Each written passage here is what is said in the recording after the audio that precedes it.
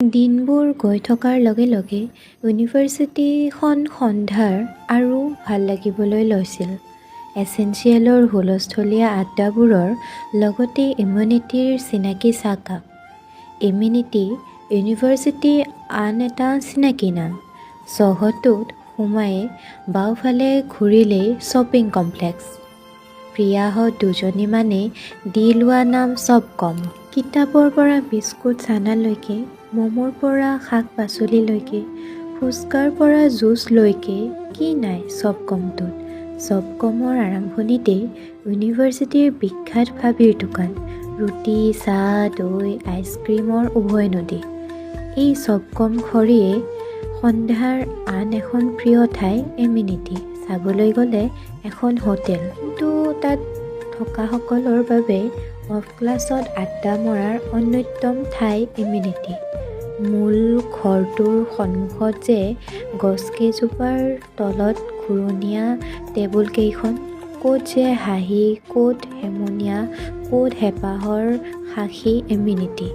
পিছে দিনৰ ভাগত প্ৰফেছৰসকলো বেছিভাগ ইয়ালৈকে অহাৰ বাবে এছেঞ্চিয়েলৰ উকিবোৰ, শিকিনদালিবোৰ ইয়াত শুনা নাযায়।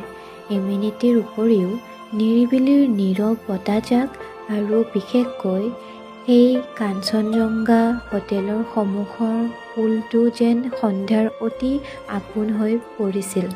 পুলটোত বহি কেতিয়াবা আবেলিটো অস্ত যোৱা বেলিটো চায়েই পাৰ কৰি দিয়ে তাই। গোটেই আকাশখনৰ লগতে সন্মুখৰ ফিল্ডখনো যেন ৰঙীন হৈ পৰে। এৰা বিদায়ৰ মুহূৰ্তটোও ৰঙীন কৰি যায় বাবেইতো বেলিটোক ভাল লাগে। ক্লাছবোৰৰ লগতে লাহে লাহে তাইৰ বহুতৰে লগত চিনাকিও হৈ উঠিছিল।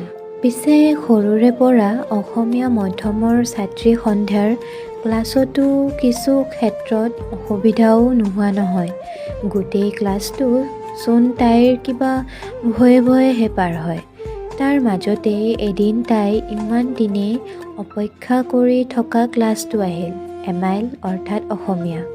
ইলেক্টিভ পেপাৰ হিচাপে সন্ধ্যাহঁতে অসমীয়া নহ'লে এল্টাৰনেটিভ ইংলিছ ল'ব লাগে। সন্ধ্যাকে ধৰি তিনিজনী ছোৱালীয়ে অসমীয়া লৈছিল। তেজপুৰ বিশ্ববিদ্যালয়ত দুখজনকভাৱে অসমীয়াৰ বিভাগ নাই। বিভিন্ন সমস্যাজনিত কাৰণত অহাই নাছিল। তাৰ পৰিৱৰ্তে এটি অসমীয়া অধ্যয়ন কেন্দ্ৰ আছিল।